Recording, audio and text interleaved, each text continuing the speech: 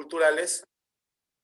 Y bueno, vamos a iniciar con la ponencia de Carolina Buenrostro Pérez, formas de presencia-ausencia en prácticas semiótico-discursivas. Carolina tiene 15 minutos y 5 minutos para discusión. Adelante, Carolina. Puedo compartir pantalla, ¿verdad? Ustedes Adelante. me dicen si ya se ve. Ya se ve. Ya se ve. Bueno, Ya. intenté hacer una traducción Google para los que no hablan español, pues, traten de seguir. Bueno, estéticas del feminicidio. Voy a hablar de formas de presencia-ausencia en prácticas semiótico-discursivas. Y bueno, esta ponencia se deriva de la tesis doctoral Ciudad Juárez, cronotopo emblemático del feminicidio, representaciones en prácticas estético-artísticas que presenté en el año 2020 y donde se analizaron representaciones del feminicidio presentes en diferentes obras, ¿no? Ya sea producciones cinematográficas, documental, ficción y cortometraje y fotográficas. Bueno, nos vamos a centrar en esta ponencia en unos breves ejemplos de un apartado de la tesis que aborda las formas de representación de la presencia ausencia de mujeres asesinadas.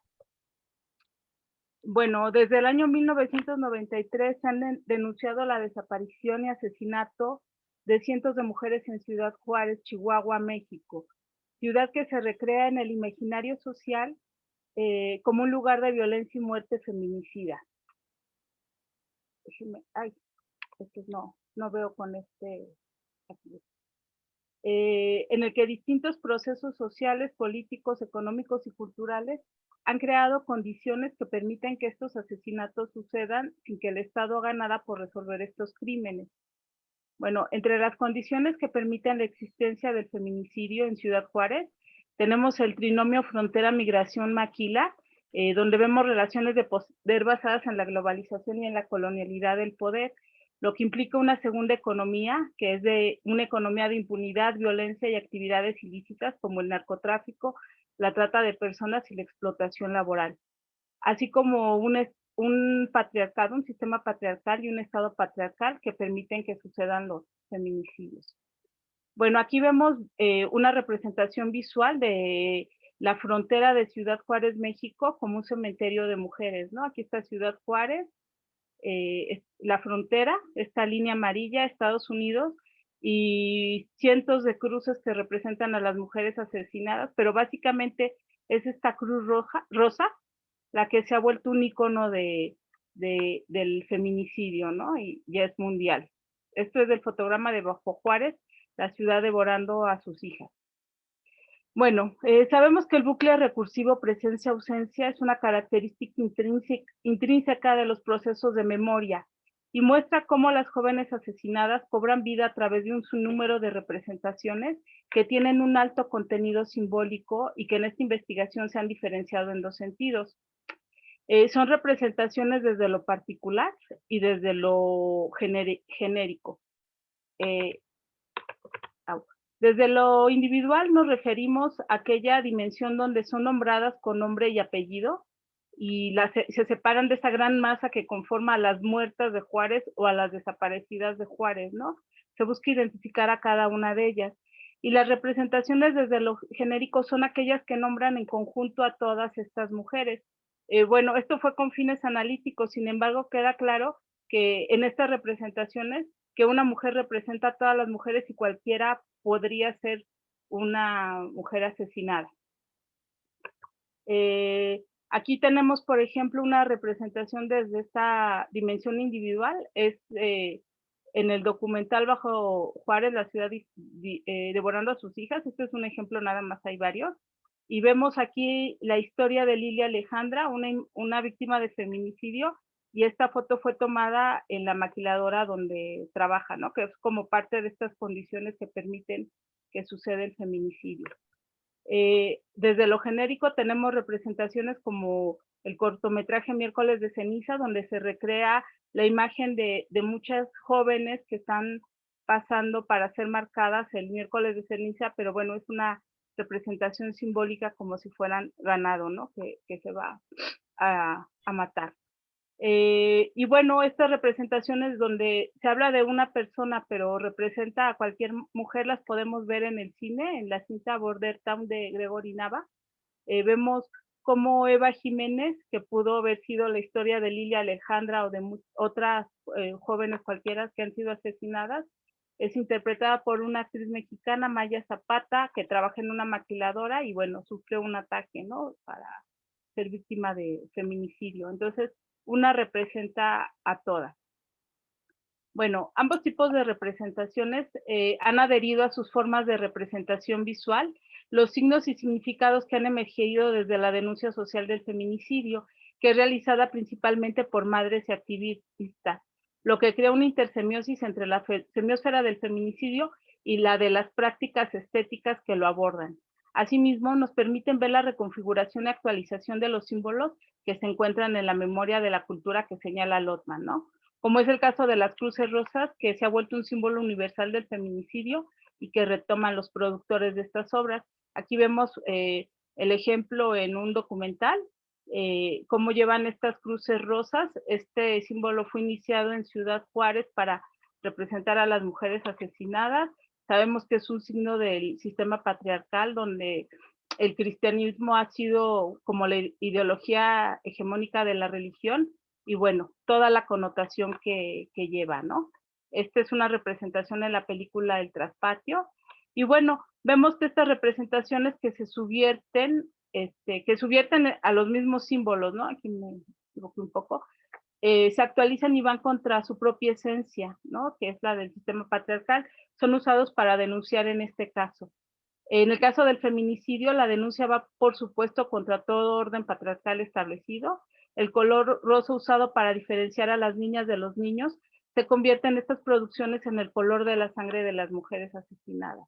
Entonces, por ejemplo, en el documental Bajo Juárez, vemos que la paleta de colores que utiliza es la rosada, pero bueno, es como si representaran la muerte, ¿no? También en todas estas producciones el color rosa está muy presente de alguna manera. Este es el documental Señorita Extraviada, donde vemos una cruz que se pinta en la calle, pero, y que representa estas muertes, pero vemos atrás a un hombre justo recargado como si fueran los brazos de la cruz y bueno, finalmente está ahí indicando, ¿no? Que los hombres están asesinando.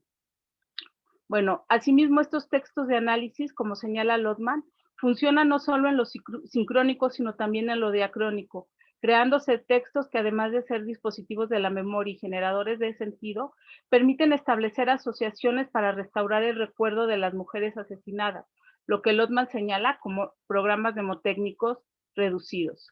Entonces, bueno, vemos aquí cómo utilizan estas imágenes para apelar al recuerdo, ¿no? Y cómo se confrontan la vida con la muerte en estos cortes sincrónicos y diacrónicos de los que habla Lotman, el ahora y el presente, el pasado. Entonces, bueno, por ejemplo, en este documental, los artistas que lo producen colocan la historia de Gaudencia Valencia, una joven que llega a Ciudad Juárez para trabajar en la maquiladora, pero la contraponen a la vida de Lilia Alejandra, ¿no? Que era una joven trabajadora de maquiladora que fue asesinada. Entonces van contando la historia de Gaudencia mientras van presentando cómo fue la vida de Lilia Alejandra. En el documental Señorita Extraviada vemos cómo Lourdes Portillo juega mucho con el color para representar el pasado, el presente, la vida y la muerte, la presencia, ausencia, ¿no? Nos habla de un antes y un después. Aquí, por ejemplo, toma una chica que trabaja en una zapatería donde han desaparecido mujeres, está en blanco y negro, porque nos recuerda a las mujeres que fueron asesinadas, y ya en el presente nos coloca a esta joven pintando la cruz de color, ¿no? O sea, una viendo de frente y la otra viendo hacia atrás. No me detengo mucho en el análisis, solamente pues estoy presentando unos resultados, ¿no? Bueno, estas representaciones se transforman en objetos, fotos, recuerdos, historias de las mujeres asesinadas en el cine documental. Es imprescindible el testimonio oral y simbólico del recuerdo de las madres, que las madres tienen de las jóvenes asesinadas. Entonces, por ejemplo, vemos aquí cómo Lourdes Portillo presenta el recuerdo de una madre, se ve su tristeza, por supuesto, está a color porque nos está hablando de ese recuerdo vivo que está en el presente de la madre, y ese objeto que toma la forma de su hija, pues está en el recuerdo presente de la madre, ¿no? Por eso no lo pone en blanco y negro, sino lo pone en color. Mayra Martel en la fotografía también juega mucho con la representación de las mujeres a través de los objetos, y bueno, en el ensayo de la identidad nos va presentando características o formas de ser de las jóvenes asesinadas a través de los objetos que le presentan su madre, ¿no? Bueno, pero también existen objetos como son las fotografías de cientos de jóvenes desaparecidas que se encuentran pegadas por toda la ciudad, que recuerdan a todas aquellas que pasan de alguna forma inadvertidas por la gran cantidad de crímenes y que con su desgaste, el desgaste de estas imágenes simbolizan en estas producciones la falta de cuidado hacia las mujeres y que no se ha hecho nada para dar con ellas y resolver los crímenes, ¿no? Entonces, es inevitable que todo el documental pase en estas escenas, son escenas recurrentes de imágenes que se pegan en la pared, de jóvenes desaparecidas que a veces ni siquiera podemos detenernos a leer su nombre de cada una, que son imágenes que están desgastadas por el tiempo, ¿no? Pero que simbolizan esta falta de cuidado y de atención en resolver. Bueno, por supuesto, las recreaciones de las historias de lo que pudo haber pasado con las mujeres asesinadas también traen a la memoria la presencia, ausencia de estas mujeres asesinadas, donde la historia de una mujer recreada por una actriz representa este grave problema de violencia y asesinato, ¿no? Y vemos que en el cine documental es menos evidente la violencia porque se basa principalmente en el testimonio de las madres, pero que en el cine de ficción es muy explícita la violencia que sucede, ¿no? En Ciudad Juárez. Bueno, por ejemplo, en el documental, Lourdes Portillo le encanta jugar con esta recreación de historias, cómo pudo haber sido, ¿no? Entonces nos va presentando en una juxtaposición de 3 imágenes. minutos, Carolina, 3 Sí, ya minutos. terminó. ¿Cómo pudo haber sido la historia, no? O sea, aquí tenemos un periódico que es con la escena que finaliza. Primero unas jóvenes, un hombre acechándolas, más que observándolas, acechándolas, las jóvenes probándose unos zapatos y después la portada de una revista donde hay unos zapatos muy parecidos a la, a la, a los que se probaba la joven, ¿no? Entonces ella juega mucho con recrear las historias y que cualquier mujer puede ser la asesinada, ¿no? En estas, bueno, esto es otro apartado de la tesis, solamente menciono que cómo también se representan las condiciones de explotación que viven en las maquilas a través del cine, por ejemplo, ¿no? Se recrean todos estos símbolos que hablan de la producción en masa, del trabajo que agota a las jóvenes, de las condiciones laborales precarias, pero sobre todo donde observamos que hay una representación de raza, género y clase social, que, bueno, se analiza desde la colonialidad del poder y bueno, justamente se termina señalando que estas jóvenes, morenas y pobres son las víctimas del feminicidio. Muchas gracias.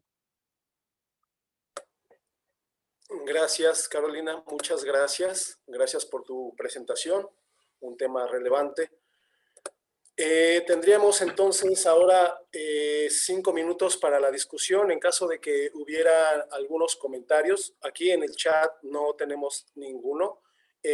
Nicolai, do we have any comments from the audience that you may have? Nope. I think there are no questions. Bueno. No, for the moment, please. Thanks. Bueno, nuestra siguiente ponente es Yanetzel Macho Morales. Su ponencia se titula Diálogos y tensiones culturales, la creación de la exposición Aves, Conejos y Palmas, Saber Mixteco Actual en el Museo Nacional de Antropología, México. Adelante, Diana, tienes 15 minutos para tu ponencia.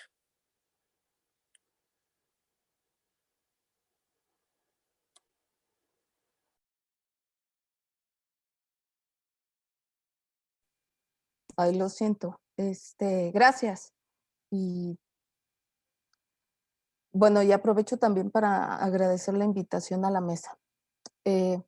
Bueno, denme un segundo, por favor. Esta presentación forma parte de una investigación más amplia en la cual denme un segundo, tengo problemas técnicos.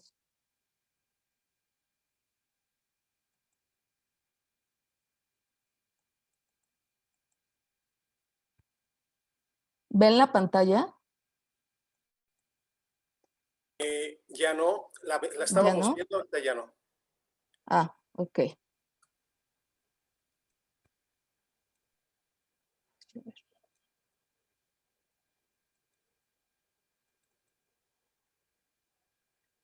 ¿Ya la ven? Ahí está, ya la estamos Sí. viendo. Bueno. Entonces, les decía que este trabajo forma parte de una investigación más amplia en la que me dedico a analizar la gestión y desarrollo de exposiciones etnográficas en el Museo Nacional de Antropología, perdón, en el periodo 2009 y 2013. Mis puntos de partida teóricos son museología crítica, etnicidad y recientemente he incorporado la semiótica. Y en ese sentido, pues iría un poco la presentación basándome en los conceptos principales, ¿no? Semiósfera, texto, memoria. Bueno, el Museo Nacional de Antropología se ubica en el bosque de Chapultepec. Es un edificio que fue construido para ese fin, para albergar las colecciones etnográficas y arqueológicas más importantes del país. Y vemos en la parte de abajo, en una vista aérea, la volumetría. El arquitecto Pedro Ramírez Vázquez, que fue el encargado del proyecto, se inspiró en la arquitectura PUC de la zona de Yucatán en México y retomó sobre todo formas rectangulares y lineales, ¿no? La imagen de en medio es la vista de la planta del segundo piso, que es de lo que la parte etnográfica de exposiciones en la que me voy a centrar el día de hoy. Y bueno, la otra foto pues es el patio central, ¿no? Para que vean un poco la arquitectura. Este proyecto, este museo fue creado por el entonces secretario de Educación Pública, Jaime Torres Bodet, junto con el presidente de la República del país, en ese momento, Adolfo López Mateos, y la intención era crear un espacio donde pues todos los mexicanos se sintieran orgullosos de su cultura, pero esta cultura, esta identidad que siempre se ha querido reproducir y comunicar en este museo, pues es una identidad nacional que sintetiza la cultura de los pueblos originarios de manera no horizontal, sino vertical, y sobre todo exaltando esta parte del pasado prehispánico, ¿no? El valor de la cultura de estos pueblos, pero en el pasado, en la época prehispánica. Entonces, bueno, se convirtió en uno de los espacios más importantes en cuanto a educación, ¿no? El museo está dividido en muchas áreas para que funcione, pero las salas expositivas en el primer piso están dedicadas a las colecciones arqueológicas y en el segundo piso a las colecciones etnográficas, ¿no? El museo cuenta con 11 salas etnográficas. ¿Sí ven que voy pasando las diapositivas? Sí se ve. Se ve. Ok. Gracias. ¿Y ampliado también? Sí. No, Bueno. estamos viendo miniatura y pantalla. Oh. Necesitarías ampliarla. Pero bueno, es más bien si es operativo para ti, como tú ves. Sí, mejor. Ok, Bueno, sí, perfecto. entonces, bueno, son 11 salas de etnografía, salas permanentes en este segundo piso. Cada curador está encargado de determinada sala Y como las salas refieren a zonas geográficas o a grupos étnicos, pues ellos se encargan de diversas colecciones, ¿no? Como podemos ver, no sé, Johannes Naurat, Cora, Huichol, Tepehua, ¿no? Esa sería como la principal función que tiene esta área, que es difundir a través de las exposiciones, pues el acervo etnográfico que posee, ¿no? Desde un principio, bueno, me faltó aclarar, esta presentación, la información que estoy ofreciendo es del 2009, que fue el año donde se inauguró esta exposición de aves, conejos y palmas, de la que voy a referir más adelante. Solo esto es como un contexto para que entendamos cómo el museo, todas sus actividades, tanto curaduría como conservación de colecciones, adquisición de objetos, divulgación, están guiados por esta idea inicial con la cual surge el museo, que es transmitir esta idea nacional, pero esta identidad nacional, pero pensada como una cultura monolingüe, aunque se reconoce con las salas una diversidad de grupos étnicos, se reconoce en términos de estudio, de análisis, de rescate de su patrimonio, pero no necesariamente con esta idea actual, después, por ejemplo, con el movimiento zapatista, que fue un parteaguas en las tareas del museo, por lo menos en etnografía, o con esto de la OIT, la aprobación del convenio 169, donde el reconocimiento es distinto, o sea, tiene que ver también con la autonomía y con otros aspectos, no solo esta diferenciación o este reconocimiento que se hace desde la antropología. Les muestro aquí unas fotografías de las salas etnográficas. Desde la apertura en 1964, el 17 de septiembre, las salas etnográficas ya estaban contempladas dentro de este proyecto. El encargado de la museografía fue Alfonso Soto Soria. Y aquí participaron, bueno, arqueólogos, antropólogos, fotógrafos, etcétera, pero también participaron miembros de pueblos originarios para la construcción, sobre todo de las ambientaciones, como pueden ver en la fotografía de superior derecha. Aquí la relación con los pueblos originarios, pues era en ese sentido, ¿no? Que ellos proveyeran información para entonces hacer estas ambientaciones y recrear escenas de la vida cotidiana y festiva. Con el paso del tiempo, esta relación ha ido cambiando. Y bueno, para crear cada una de estas salas, los curadores tienen de alguna manera cierto libre albedrío. Ellos, dependiendo de la orientación teórica en antropología que tengan, el conocimiento de museología, de museografía, ellos van diseñando estas exposiciones. Las exposiciones temporales, la última reestructuración fue en 1999. A partir de entonces, hasta hace como 3, 4 años, comenzaron de nuevo a actualizar los contenidos. Y eso, como les digo, pues tiene que ver más bien como con la orientación teórica y lo que les importe.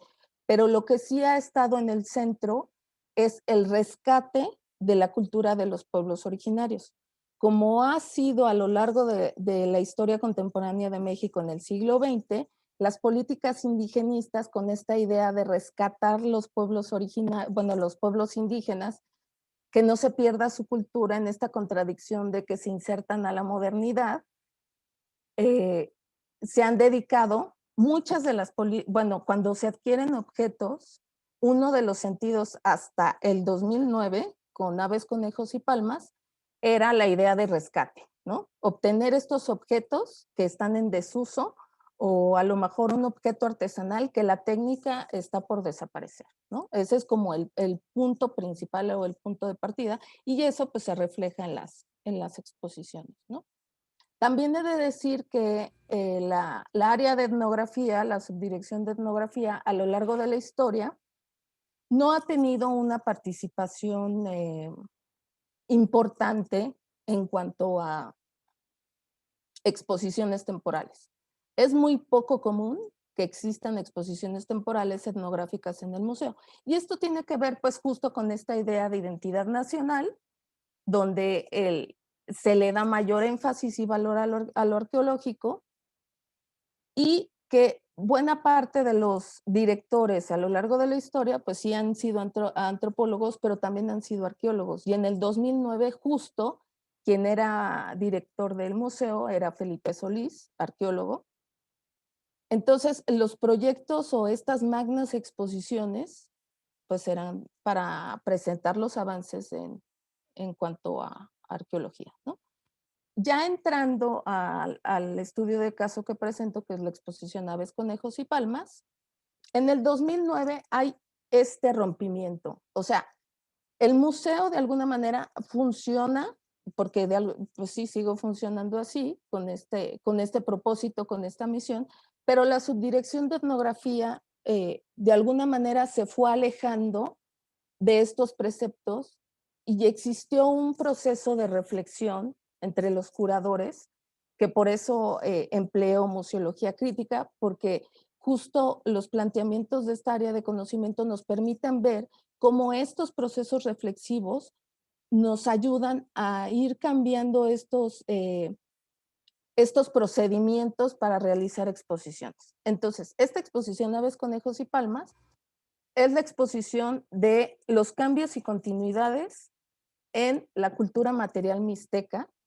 pero sobre todo se le dio el énfasis a lo que estaba haciendo un grupo de grabadores mixtecos que forman parte de una asociación civil y su relación con la empresa Converse.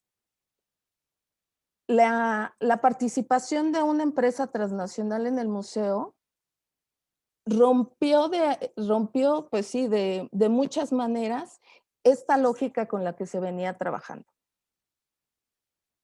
Más adelante profundizaré en ello, pero en estas fotografías lo que muestro es justo cómo fue el proceso. Estos chavos de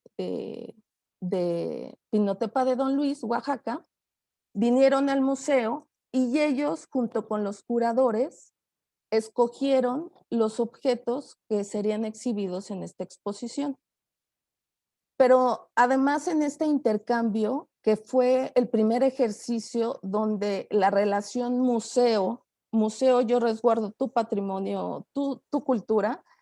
3 minutos, Diana. Sí, fue un poco más horizontal. Entonces, ellos escogieron con los curadores los objetos, ¿no? Y otra actividad que fue muy importante para la área fue justo su visita a la sala de Pueblos Indios del Sur, donde está exhibida parte de Oaxaca, porque ahí ellos fueron intercambiando información con los curadores. Aquí vemos ya el proceso museográfico. La exposición constó de algunas, la fotografía inferior izquierda fue la exposición, no fue la gran exposición, pero acá la amplío. Pero como podemos ver, por ejemplo, las litografías, la jícara que se encuentra en la parte superior, los tenis, muestran estos cambios de cómo ellos, a través de estos objetos que son propios, fueron expresando los mitos y leyendas que fueron recuperando como esta tarea además artística, porque ellos estudiaron grabado con Juan Alcázar y decidieron recuperar elementos de su cultura que se habían perdido. Por ejemplo, los mitos y los cuentos. Cada uno de estos tenis cuenta una historia que cada grabador investigó en su comunidad con las personas mayores y la plasmó de acuerdo a su interpretación en los tenis, ¿no? De igual manera en las litografías y en las jícaras que están en la parte superior. Todos los demás objetos forman parte de la colección del museo y datan del de la década de 1960. Entonces ellos también tuvieron este intercambio de información con los curadores con respecto a los, sí, con respecto a los significados de estos objetos, ¿no? A los nuevos significados de estos objetos. Bueno, para finalizar, bueno, presento una fotografía de la nota al día siguiente de la exposición, de la inauguración de la exposición. Más allá de anecdotario, les quiero compartir que la inauguración de la exposición corrió a cargo de la empresa Converse. Ellos siempre estuvieron muy de la mano, y también he de decir que el proyecto de responsabilidad social con los tenis, ellos, es un ejemplo de lo que se podría hacer actualmente para evitar la apropiación cultural. Ellos pintan los tenis y Converse se dedica a la venta y distribución. Ellos reciben el 90% de las ganancias y el 10% solo se utiliza justo para los gastos de distribución y comercialización. Estos chavos, en su mayoría hombres, le piden a las mujeres que se dedican a tejer, hagan las bolsas para vender estos tenis.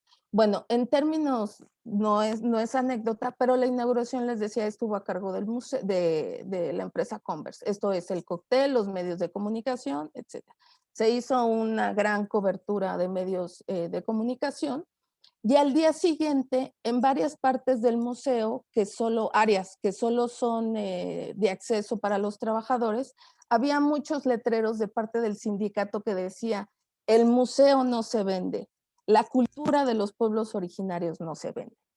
Entonces podemos ver cómo diferentes espacios de significado convergen dentro del museo, y de alguna manera ha habido esta tensión y diálogo tanto dentro del propio museo, las lógicas que se manejan dentro del propio museo para generar exposiciones, como las lógicas entre los pueblos originarios con los curadores, generando una nueva relación con el museo. Y este ejercicio, 2 segundos, y este ejercicio sirvió de base para las siguientes exposiciones, que este periodo de este tipo de relación un poco más horizontal con los pueblos originarios termina en el 2012, habrá que ver qué pasó después de ese año, pero la incorporación de los pueblos originarios ya no solo fue en términos de curaduría, sino también de museografía, y la relación tendió a ser más horizontal. Y bueno, con eso terminaría. Muchas gracias. Muchas gracias, Diana. Excelente exposición. Nos quedamos con más ánimos de entender muchos más procesos. Bueno, nuestro siguiente ponente es Francisco de Parres Gómez. Just a second, Oscar. Okay. I also want to congratulate our friend Diana. It's a wonderful presentation. Gracias. In my view. I not have a question by the short commentary, because I see very insightful presentation, and the idea that the museum is viewed at the place of semiosphere of culture, it's very insightful for our semiotic of culture. Thank you very much, Diana, for your presentation again. Thanks. Gracias, Diana, de nuevo. Olvidé precisamente la cuestión de los comentarios y preguntas. Bueno, nuestro siguiente comentarista, como les decía, es el doctorante Francisco de Parres Gómez, con la ponencia titulada Estesis de colonial zapatista contra el sistema moderno colonial capitalista. Francisco, tienes 15 minutos para tu exposición y bueno, el micrófono es tuyo. Bueno, ¿qué tal? Muy buenos días, muy buenas tardes allá en Rumanía. Quiero agradecer especialmente al doctor Nicolae Sori Dragan por la invitación, y a la doctora Julieta Haidar por impulsar el trabajo de este grupo de investigación, y a mis compañeros de mesa también. Lo que yo les voy a presentar es una investigación relacionada con el arte del Ejército Zapatista de Liberación Nacional, y bueno, me daré a la tarea de leer para hacerlo un poco más fluido, dado el volumen de la información, ¿no? Tengo este epígrafe del 2001 del comandante David que dice: la hora de los sin voz y de los sin rostro ha llegado, es ya la hora de los marginados y los olvidados, la hora de todos los pueblos indios. Esta investigación se relaciona con la dialéctica o la dialógica entre los símbolos, ¿no? Los signos que por un lado ha utilizado el Ejército Zapatista de Liberación Nacional como un movimiento indígena que se levantó en armas en contra del gobierno en 1994 y que ha usado constantemente la dialéctica entre el fuego y la palabra para defender sus demandas, ¿no? Para quien no sepa, el movimiento se ubica en el estado de Chiapas, en México, en el sureste. Y bueno, la investigación se enmarca, o la ponencia se enmarca en lo que es la colonialidad como el lado oscuro de la modernidad y esta matriz colonial de dominación que pretende el control de la economía, de la autoridad, de la naturaleza, del género y la sexualidad, de la subjetividad y del conocimiento a nivel general como sistema de dominación global. Y bueno, alguna de las sistemas de las artes zapatistas que hemos logrado categorizar en la investigación, vemos que las comunidades autónomas se encuentran practicando desde la literatura, la música, el cine, el performance, el teatro, la danza, la pintura, la escultura y, bueno, infinidad de artes en su etapa actual. Y ahora voy a pasar a leer. Una de las críticas que se reiteran constantemente por parte de quienes no simpatizan con el EZLN es decir que sus propuestas son de carácter localista o se circunscriben a un territorio muy limitado. Empero, ya desde 1994, con el llamado a la Convención Nacional Democrática, la apuesta era desde un principio integrar todos los sectores subalternizados del país, aunque intelectuales como el hoy comandante Pablo Contreras, Pablo González Casanova, lo expresaba en su intervención en la CND incluso en términos globales. Unidad con pluralismo, decía, la transición a la democracia con orden y a la creación de la ayuda humanitaria con efectividad. Un llamado a las fuerzas democráticas es prioritario, de unidad con todos los pueblos y etnias del mundo, con el objetivo de crear un proyecto de democracia y justicia social. Posterior a la CND como encuentro de diálogo nacional, las comunidades zapatistas han realizado una y otra vez diferentes tácticas y estrategias que no por ser pacíficas dejan de enmarcarse en el contexto de la guerra. Es decir, han tenido que romper los cercos del Estado con sus militares, del paramilitarismo caciquil e incluso el cerco mediático en incontables ocasiones. Hay que destacar que han dado la vuelta al país varias veces para escuchar y ser escuchados, para recoger los dolores de los pueblos y crear un horizonte de futuro colectivo. Ejemplo de ello es la marcha de los 1111 zapatistas que recorrieron el país en 1997. En el año 2001 también convocaron a una manifestación enorme denominada la Marcha por la Dignidad o la Marcha por el Color de la Tierra, donde llenaron el zócalo de la ciudad y donde pronunciaron: hoy marchamos por la vida, hoy marchamos por la justicia, hoy marchamos por la libertad, hoy marchamos por esta democracia, hoy marchamos por esta bandera.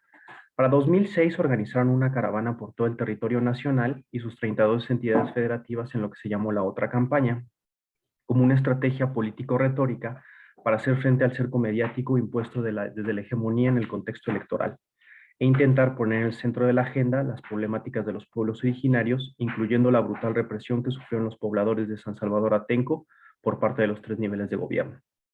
En contexto y en conexión, las artes y las ciencias en 2016 lo expresaban así: imagina que todo lo que se gasta en política se dedicara a las ciencias y las artes, que en lugar de campañas electorales y militares hubiera laboratorios, centros de investigación y divulgación científica, conciertos, exposiciones, festivales, librerías, bibliotecas, teatros y cines, campos y calles donde reinaran las ciencias y las artes y no las máquinas.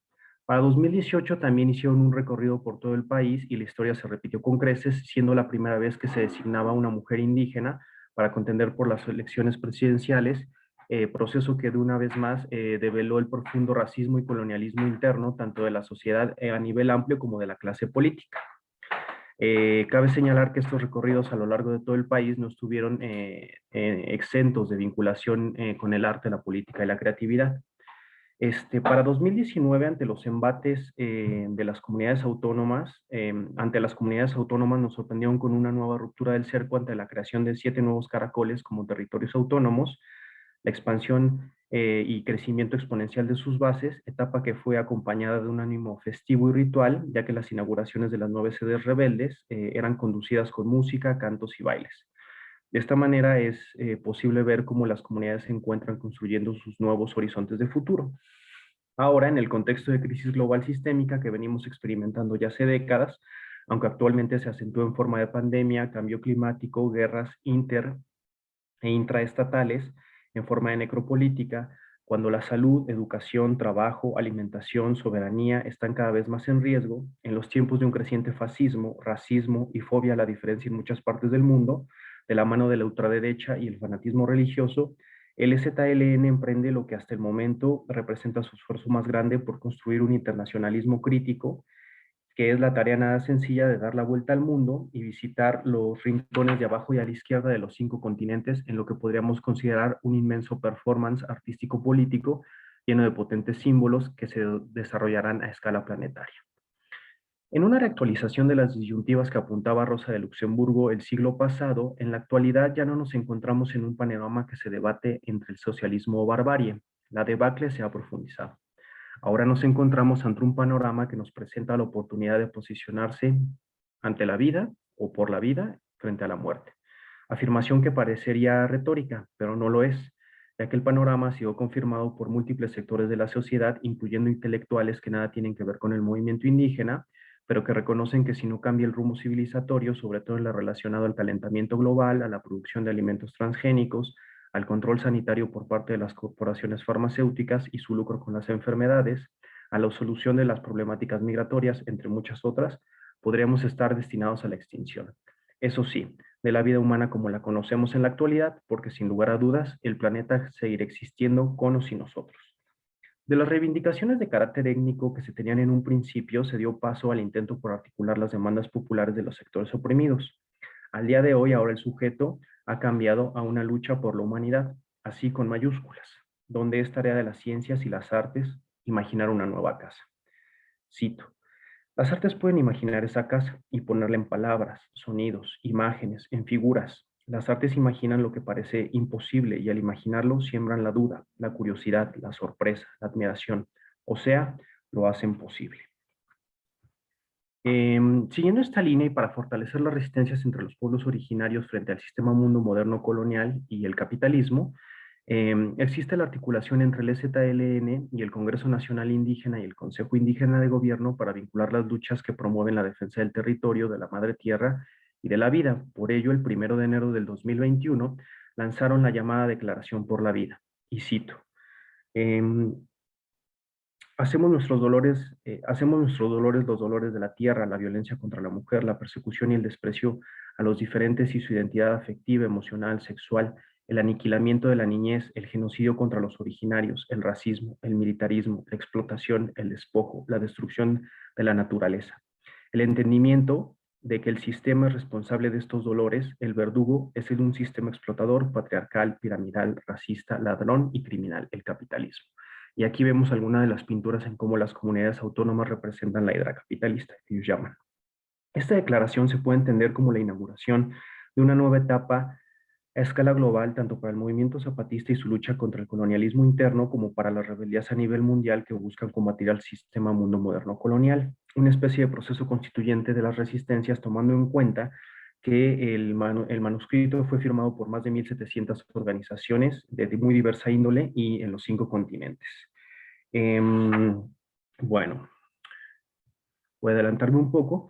Lo fundamental en este caso es que además de las ideas del movimiento indígena, permean otras formas de comunidades de práctica que se traducen en una serie de iniciativas que involucran muchas más actividades y sujetos, los cuales van desde cooperativas económicas, nuevas formas de producción, circulación y consumo, medios de comunicación alternativos, formas también alternativas de hacer arte y ciencia, adherencia a otras luchas como la de los migrantes, los desaparecidos, las demandas sindicales, los movimientos internacionalistas e incluso redes de colaboración más amplia, como son las redes de resistencia y rebeldía, como un intento por socializar la lucha que permea sectores más amplios. Entonces, estos son algunos de los eventos, por ejemplo, que ha organizado la red universitaria anticapitalista para combatir la crisis global y tejer redes de manera global. No es casualidad que la llamada Travesía por la Vida inicie su recorrido en Europa, tomando en cuenta que las mayores redes de solidaridad para con el zapatismo, además de México, se encuentran en ese continente. Ya lo han afirmado en otras ocasiones, las resistencias no distinguen nacionalidades o demarcaciones territoriales propias de la modernidad capitalista. El problema es la colonialidad imperante en el sistema de destrucción global con base en el ego conquiro, el yo conquisto, y los imaginarios que produjo. Lo destacable es cómo se plantea el arribo a ese territorio en términos político-poéticos en clave de colonial, porque lo más sencillo sería hacer encuentros desde la virtualidad como ahora se ha querido imponer, o tomar un avión, transporte por el que sí llegará la delegación ampliada zapatista, que por lo que se sabe hasta ahora constará de alrededor de 180 personas, integrantes del EZLN y el CNI. Sin embargo, a manera de un potente mensaje simbólico, los zapatistas han decidido cruzar el mar Atlántico en barco. La montaña le pusieron como apelativo al navío, en clara alusión al mensaje que hicieron los conquistadores, pero ahora al revés, incluso bromeando con que ha llegado el tiempo de que ahora ellos hagan la invasión, aunque en realidad específicamente se diga que van a Europa para vincularse con las luchas de abajo y a la izquierda, en lo que parecería una inversión del lenguaje en términos simbólicos y de la poética, donde incluso se ha rebautizado a Europa como Islumil Kaj Shek Moko, que quiere decir tierra insumisa o tierra que no se resigna o no se desmaya. Por ejemplo, es un pequeño video performance ritual, donde, voy a quitar el audio, donde se ve algunas de las celebraciones que tuvieron los zapatistas para despedir a la delegación marítima. Y, por ejemplo, para las reuniones que van a tener con el pueblo en Europa, se reunirán, por ejemplo, con el pueblo Sami, habitantes de Laponia, reunión que cruza los 5 países algunos países como Noruega, Finlandia, Suecia y parte de Rusia, y a quienes se les quiere imponer un tren ártico como parte de un corredor que destruirá sus tierras y el hábitat de los renos, su principal fuente de subsistencia, y que se conecta con otros megaproyectos extractivos en similitud con el mal llamado Tren Maya en México. Asimismo, han recibido invitaciones de la Confederación General del Trabajo en España, de Aspiración Anarquista, del Movimiento de los Chalecos Amarillos en Francia también del movimiento SAT por sus siglas Zona Defender, resistencia territorial que logró detener en 2018 la construcción de un enorme aeropuerto que devastaría inmensas zonas agrícolas. Y precisamente el 13 de agosto de 2021 se tiene programada una estadía en Madrid en la fecha en la que se cumplen los 500 años de Tenochtitlan. Aunque 5 siglos después, el mensaje sea que a pesar de los intentos por desaparecer a los pueblos originarios, desde otro locus de enunciación, que es el de la resistencia, de quien no se han rendido, exclamarán, no nos conquistaron. Cito, iremos a decirle al pueblo de España 2 sencillas cosas. Que no nos conquistaron, que seguimos en resistencia y rebeldía. Que no tienen por qué pedir que les perdonemos nada. Ya basta de jugar con el pasado lejano para justificar con demagogia e hipocresía los crímenes actuales y en curso. Los genocidios escondidos detrás de megaproyectos, concebidos y realizados para el contexto del poderoso, el mismo que flagela todos los rincones del planeta, y el aliento monetario de impunidad para los paramilitares, la compra de conciencia y dignidad por 30 monedas. Cierro cita. Con una profunda política y práctica estética de colonial, este mensaje es un claro posicionamiento de cómo parte del cambio de la historia hay la construcción de otras narrativas y otros futuros, ya que como sujetos de poder los pueblos originarios hacen una afrenta y dejan claro que no han sido exterminados, que no quieren regresar al pasado de opresión, y por si fuera poco, ahora inician un recorrido hacia el territorio del que alguna vez partieron los colonizadores para buscar alianzas frente al enemigo común, el sistema fundado en el racismo, la política patriarcal y la economía capitalista de despojo, entre otras variantes de la colonialidad, como el lado oscuro de la modernidad. El escuadrón 421, como se designó a la delegación marítima zapatista que partió en las costas del Caribe mexicano el 2 de mayo por la tarde y que espera arribar al puerto de Vigo entre 6 y 8 semanas después. El barco fue construido en los Países Bajos en 1903 y se llama Stahlreit, rata de acero en alemán. Ahora fue renombrado como La Montaña. El escuadrón 421 se debe a que está integrado por 4 mujeres, 2 hombres y una persona no binaria u otroa, como dicen los zapatistas. Dentro de la vinculación entre el arte y la política que acompaña esta travesía transatlántica, es posible consultar numerosos performances o rituales de los medios de comunicación zapatista que han registrado y que también están en comunicados de Enlace Zapatista como Y mientras tanto en la selva lacandona, Ayer la teoría y la práctica, El abordaje, Sobre el mar, Delfines, Camino a Europa, en pluma de los subcomandantes Moisés y Galeano. Y bueno, esto dan cuenta de manera literaria del inicio de esta etapa. En todos ellos se muestran celebraciones acompañadas de música, actos rituales en que las comunidades suben a pequeñas lanchas motorizadas y a cayucos, es decir, especies de canoas de madera hechas a mano con las que se puede observar surcan los ríos de la selva lacandona en un ambiente festivo y artístico como parte de la despedida de la delegación marítima. Los cayucos tallados, un segundo, aquí está. Los cayucos tallados en forma colaborativa, pintados con diferentes motivos y tamaños, son 4 y representan un potente simbolismo desde el arte que llevan consigo en el barco grande, que es la montaña, y que se recupera en el comunicado La Ruta de Ixchel. Cito, los cayucos representan 4 etapas de nuestro ser como zapatistas que somos. Nuestra cultura como pueblo originario de raíz maya es el cayuco más grande y dentro del cual se pueden guardar los 3 restantes. Es un homenaje a nuestros antepasados. La etapa de la clandestinidad y el alzamiento es el cayuco que le sigue en tamaño al primero y es un homenaje a quienes han caído el 1 de enero del 94. La etapa de la autonomía es el tercero en tamaño de mayor a menor y es un homenaje a nuestros pueblos y regiones y zonas en resistencia y rebeldía que han levantado y levantan la autonomía zapatista.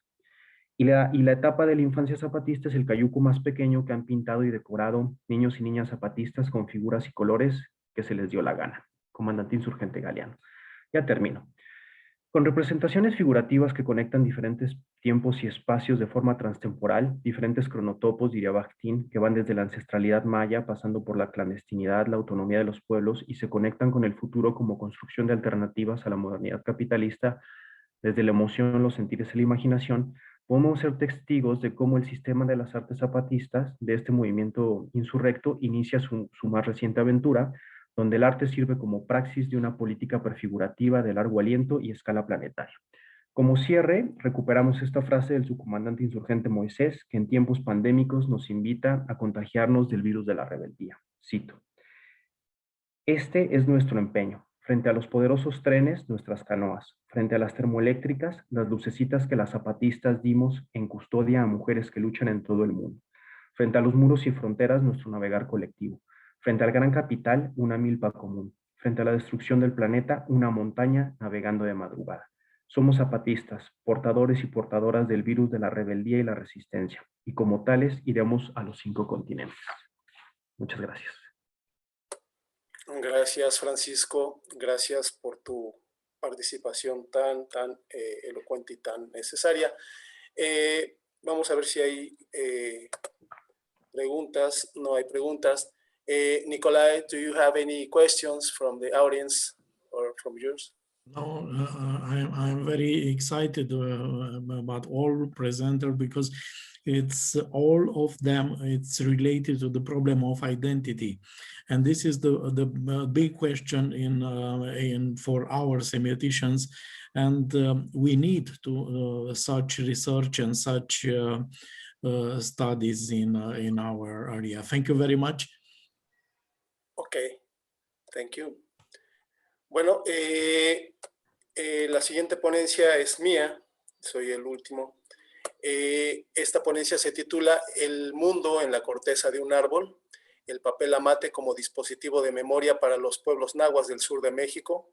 Y bueno, me voy a permitir compartir pantalla. A ver si la pueden ver. Me podrían comentar si la pueden visualizar. Ahí se ve. Ok, gracias. Y bueno, inicio comentando que este trabajo se sitúa en la región del Alto Balsas, en el estado sureño de Guerrero, en la República Mexicana. Aquí lo podemos visualizar más o menos para darnos una idea de en dónde se ubican estos pueblos que tienen como artesanía, una de sus artesanías es el amate pintado. Y bueno, el amate pintado se divide en 2 tipos. Los amates de pájaros, que son pinturas con aves imaginarias y plumaje multicolor, acompañados por otros animales, tales como venados o borregos, ¿no? Y también por flores y árboles. Y también están los amates de historia. Estos son dibujos o pinturas que retratan la vida colectiva de los pueblos y del Alto Balsas ahí en esta región, ¿no? Esta práctica tan peculiar pues emergió hace unos 40 años. Algunos dicen que fue gracias a Felipe Ehrenberg, el artista que en San Ángel reunió a los amateros de San Pablito Pahuatlán, en el estado de Puebla, en la Sierra Norte de Puebla, y a los pintores del Alto Balsas en Guerrero.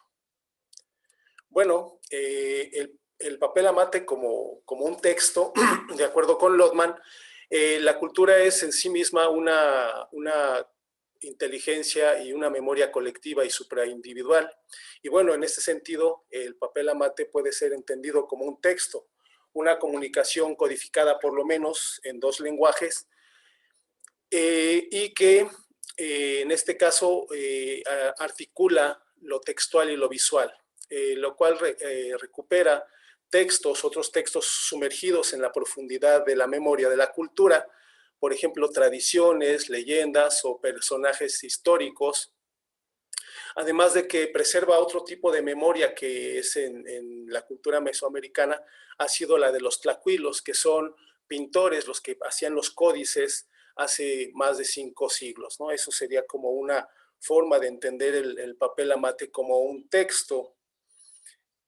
Y bueno, aquí tenemos precisamente cómo este papel amate como dispositivo de memoria recupera este tipo de memorias colectivas e individuales. Aquí en este amate sin título de Eugenio Venancio, de Ameyaltepec, Guerrero, vemos cómo se articula la sociedad, cómo está la gente vendiendo, comprando, haciendo fiesta, o tan solo en sus casas comiendo, pero cómo esta vida colectiva se va llevando a cabo en este pueblo imaginario, o bueno, que es retratado por Eugenio Venancio, y cómo al fondo de este dibujo podemos percibir algunas personas que se reúnen a comer en torno a una cruz, y esto es porque es una de las festividades más pues más significativas, más representativas de la región, que es precisamente el culto a los cerros, ¿no? Este culto a los cerros para la petición de lluvias, que es muy importante en la región. Este es uno de los ejemplos de los amates de historia que recuperan precisamente estas tradiciones. También tenemos otro tipo de memoria, que es precisamente los textos que han permanecido sumergidos en esta profundidad de la memoria y que son recuperados por el amate. En este caso tenemos el amate denominado La Planeación de Zapata, de Cristino Flores de Ameyaltepec. Y en este amate, don Cristino pinta, o dibuja más bien porque es un dibujo, dibuja a Emiliano Zapata en medio de 2 de sus generales y algunas de las gentes del pueblo que van a apoyarlo, van a llevarle provisionamiento, agua, comida.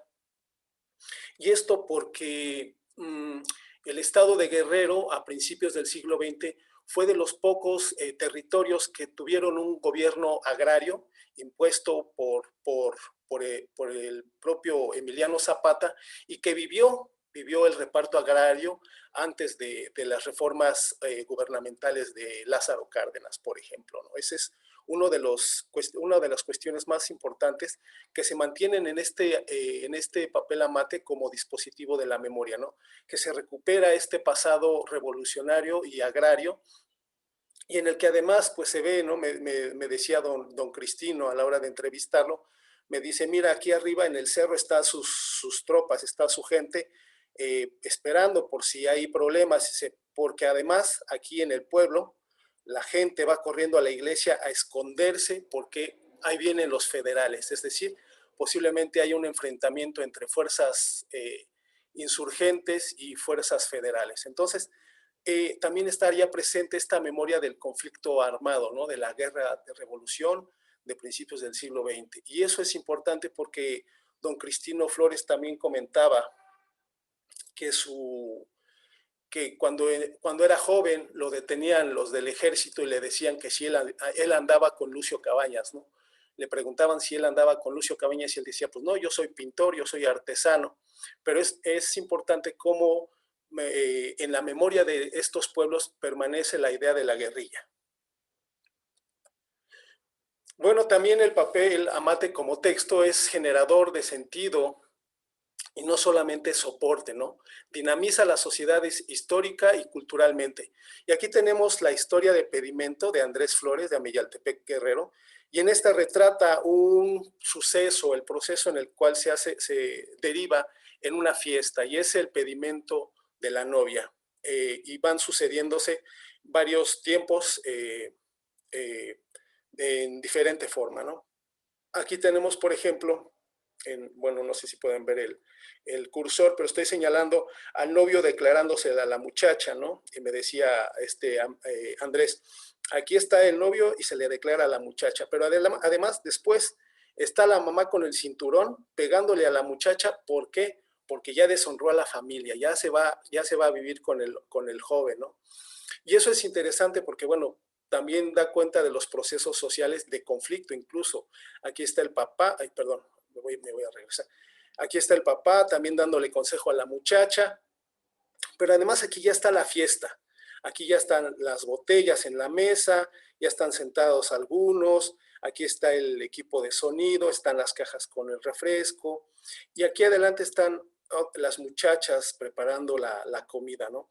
Aquí hay otras personas en el corral.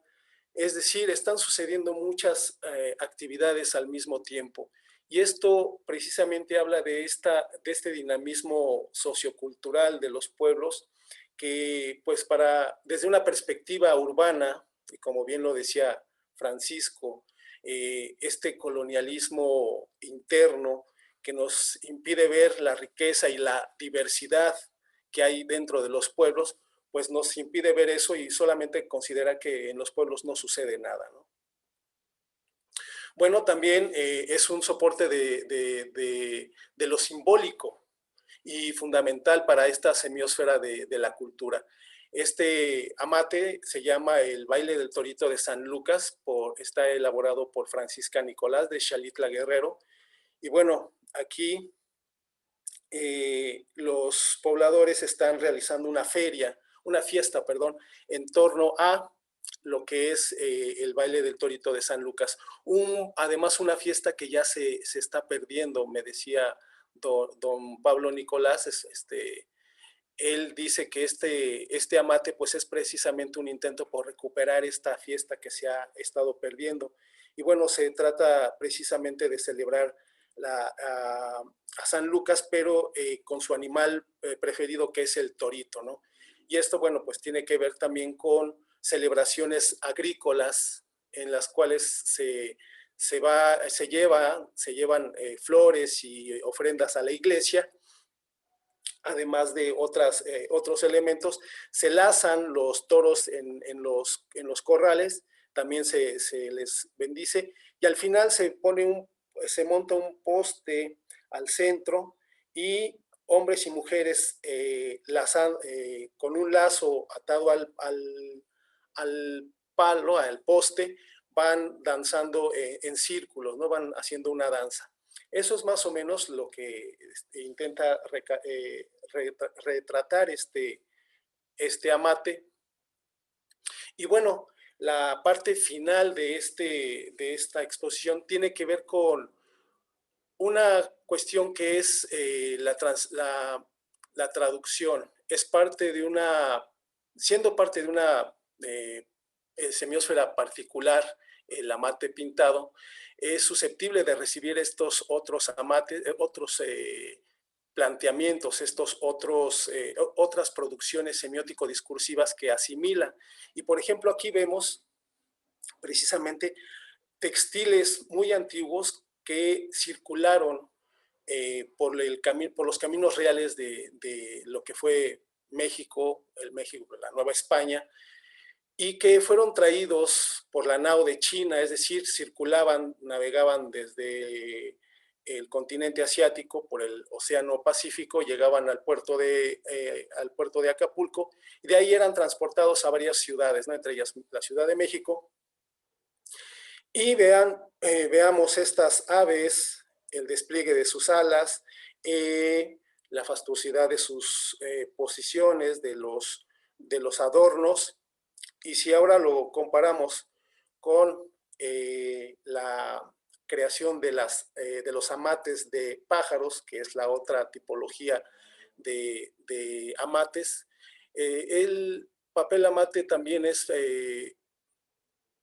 una traducción de otras semiosferas y de otras memorias de la cultura, es decir, se fueron integrando ciertos elementos a esta producción semiótico-discursiva, y vemos cómo hay también aves que despliegan sus alas y tienen estas plumas en la cola tipo pavos reales, que bueno, no existen en realidad en Guerrero, lo que hay son zanates, algunas otras aves endémicas. Estos amates fueron elaborados por Gaudencio García de Xalitla, Guerrero, y podemos ver precisamente cómo estos dos amates expresan muy bien esta idea del despliegue de alas, de flores, de juegos, además de estos juegos, de estos elementos lúdicos que hay, sobre todo en la naturaleza, retratada por los pintores. Y por ejemplo aquí, precisamente, esta similitud o esta traducción de los textiles chinos que en parte pudieron haber influenciado a los pintores de amate, justo a partir de estas reproducciones de aves y de flores que plantean ellos, ¿no? Tenemos también estos animales como venados o borregos. Ellos pintan mucho a veces como chivos o borregos, pero estilizados de tal manera que parecen a veces venados o parecen ciervos o algunos otros animales como caballos, ¿no? Y es interesante pues esta traducción, pero también entonces esta memoria de las semióticas, de otras semiósferas, han sido incorporados al papel amate como justo memoria de las traducciones.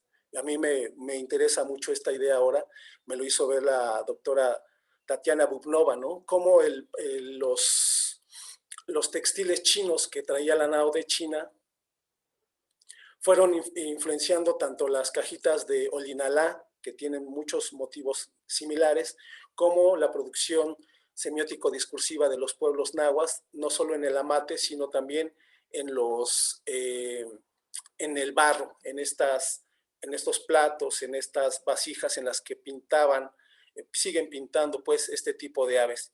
Y bueno, esto sería todo por mi parte. No sé si haya algún comentario, alguna pregunta. Nicolai, do you have any questions?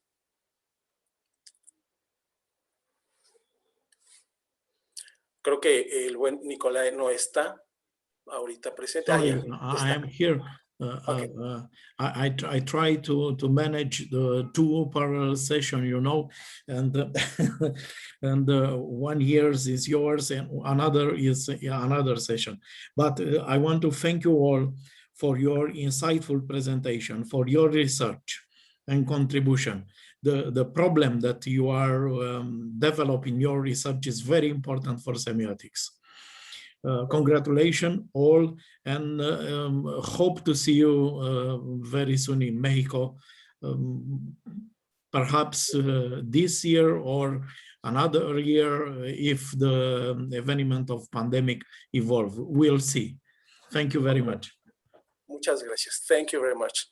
Pues muchas gracias a los compañeros. No sé si ustedes, compañeros, tengan alguna pregunta. Tenemos cerca de 10 minutos, 15 minutos antes de que cierre la sesión. Nosotros estamos todavía con bastante tiempo. Pensé que íbamos a tener demasiadas preguntas del público, pero no sé si haya comentarios en torno a la propia mesa. Adelante, Francisco.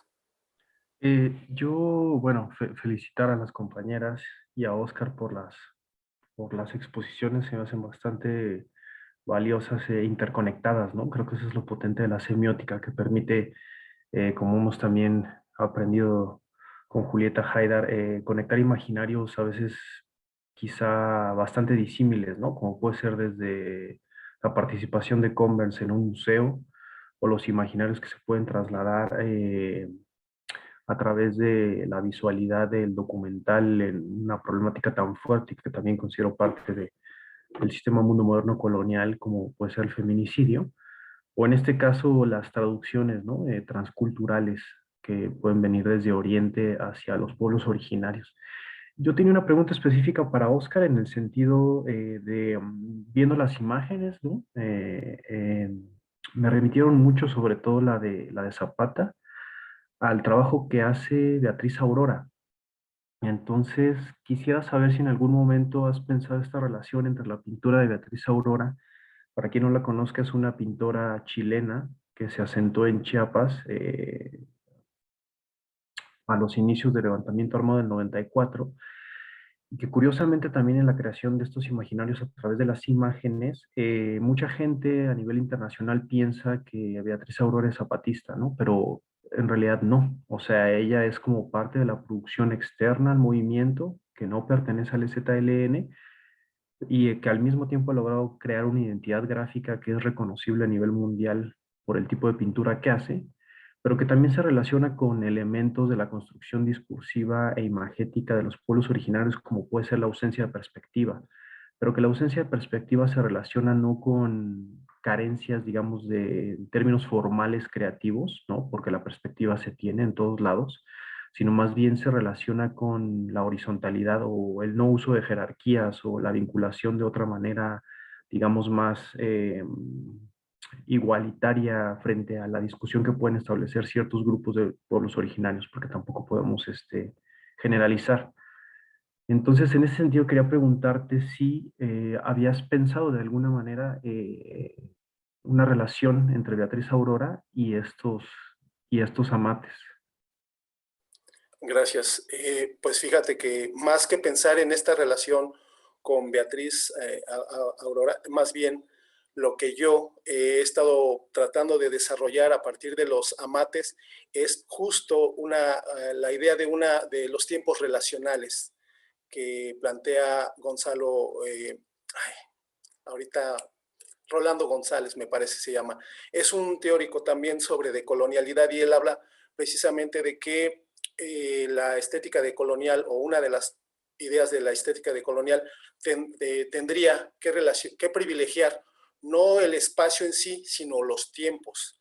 Y el tiempo en términos de una memoria presente, de una memoria constante, de un presente prolongado, en el cual hay estas relaciones. Y justo lo que plantean los amates, me parece, es justo esta horizontalidad o esta no jerarquización de los elementos a partir de las actividades de la interacción de los cuerpos en el espacio, que me parece tiende más incluso hacia la transdisciplinariedad que hacia otros elementos, porque me parece que lo que ellos hacen a veces es poner en el centro a la iglesia, por ejemplo.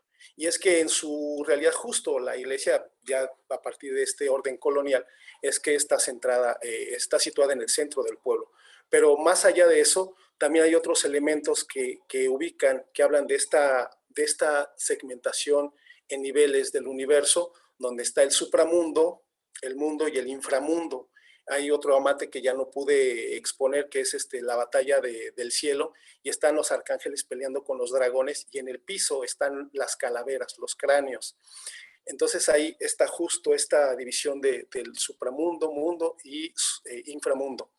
Me parece que hay toda un tema de discusión, pero justo con la producción de esta artista, que ahorita se me fue el nombre, que categorizan o ubican como parte de las comunidades, me parece que lo que ella hizo justo fue traducir esa cosmovisión o esas cosmovisiones que tienen que ver con una horizontalidad o con una relacionalidad no jerárquica que pues pegó desde los primeros años, ¿no?, del levantamiento hasta ahorita y que ha sido todo un emblema. Yo creo que precisamente esta traducción de los imaginarios es lo que nos está ahorita teniendo justo en mesas como estas, ¿no? Una de las formas es de la percepción, ¿no? La percepción del mundo, el pensar el mundo diferente.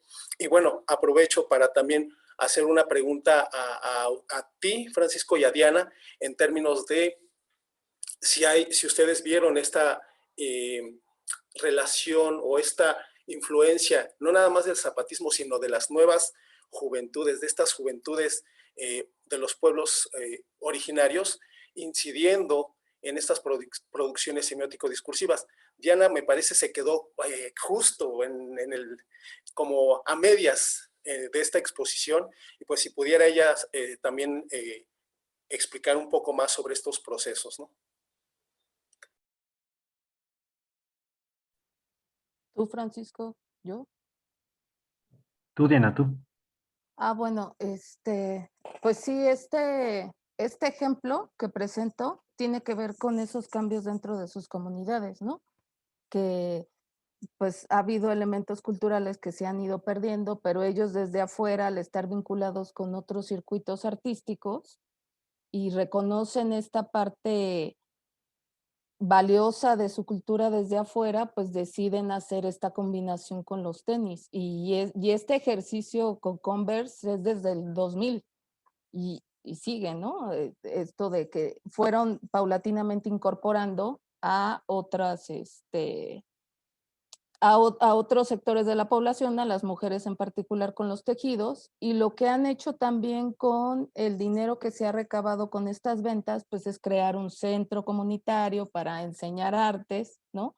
A los chavos, las técnicas artesanales que a lo mejor también cayeron un poco en desuso. Entonces, de alguna manera también el vínculo con el museo pues les ayudó a posicionar de alguna manera, que con Converse pues no era tan necesario, ¿no? Con la infraestructura que tiene en todo el mundo. Pero me parece que es un buen ejemplo para pensar en esto que dices. Y otro ejemplo que también se vinculó con las exposiciones fue, por ejemplo, la población yumana del norte del país. Sobre todo la participación de los jóvenes en la exposición fue fundamental, porque los grupos del norte, muchos, en términos antropológicos clásicos, han perdido, ¿no? Porque ellos siguen reproduciendo su identidad con otros elementos, pero han perdido, por ejemplo, la lengua, los Kumiai, me parece, quedan 6, no, Quiligua, perdón, los Quiligua, quedan 6 hablantes o ya menos, pues, pero la población emplea, por ejemplo, el territorio o el parentesco, porque además pues están divididos por la frontera, hay tanto localidades de este lado como del otro, ¿no? Entonces, en esta exposición de Yumanos fue fundamental también su participación. Llegaron al museo, hicieron estos cantos con sonaja, que es uno de los elementos que pues ellos también utilizan para decir somos Cucapá, somos Paipai, somos Quiligua, ¿no? Pues sería eso. Yo con respecto a lo que comenta Oscar, y que también se relaciona mucho con lo que dice Diana, es que tampoco se trata como el congelamiento del pasado, como si fuera una romantización histórica que se quedó congelada en el tiempo, ¿no? Y parte de otro fragmento de la cita que ya no leí, cuando las comunidades autónomas dicen que van a España a decirles no nos conquistaron, no nos hemos rendido justo a 500 años de la colonización, ¿no? O de la supuesta caída de Tenochtitlan. No es solo un ejercicio retórico, porque evidentemente eso sería negar todo el proceso colonial y toda la sangre que eso contrajo, Sin embargo, al mismo tiempo se dice, ¿no? Nosotros no queremos volver a ese pasado colonial y lo que sí se nos hace muy hipócrita, ¿no? Es, por ejemplo, otros discursos como los del gobierno federal que piden a la corona o que piden al Estado español que ofrezcan disculpas mientras se está haciendo el Tren Maya, por ejemplo, que está lleno de empresas que van a extraer todos los recursos, o no recursos, ¿no? Sino más bien todos los bienes naturales que tienen los pueblos originarios, porque justo no piensa en la naturaleza como un recurso. Y al mismo tiempo, en sintonía, por ejemplo, en las mismas comunidades autónomas, los chavitos y las chavitas están manejando drones, ¿no? Para hacer audiovisuales. Están interconectados de manera global a través del Internet, ¿no? Están justo haciendo este diálogo transcultural para conectar las resistencias de manera global, ¿no? Entonces no es una romantización del pasado, ¿no? Sino es más bien la defensa desde un posicionamiento completamente moderno, al mismo tiempo en diálogo con la tradición cultural ancestral, ¿no? Muy bien, gracias. Carolina y luego Diana. A mí, bueno, Sorry, esto que está perdóname for pasando, interruption. In 3 minutes, I need to switch in the next session. Thank you very much. bueno, a you. mí esto que presentaron y de lo, bueno, que presentó Diana, Francisco, me hace pensar como en todo este movimiento que se está dando entre jóvenes que tienen alguna adscripción étnica en el cine, ¿no? En lo cinematográfico, ya sea documental, ficción, cortometrajes, se está produciendo bastante cine de ficción en diferentes modalidades, y a mí me parece que estos jóvenes son justo lo que funcionan como estos filtros traductores de los que habla Lotman, ¿no? Me parece que ahí sería un buen ejemplo de cómo están apropiándose de estas tecnologías, ya sea museísticas como tecnológicas que tienen que ver con lo cinematográfico, lo fotográfico, etcétera. Y bueno, me recuerda mucho ese movimiento que se está dando también. Muy bien. Adelante, Diana. Breve, solo quería agregar pues los grupos de rock, por ejemplo, o de ska en lengua originaria, ¿no? Ese creo que es el claro ejemplo, que dentro de los museos propiamente no está en las salas de exposiciones, pero sí hay esta apertura de que formen parte de actividades complementarias, ¿no? Eso sería todo.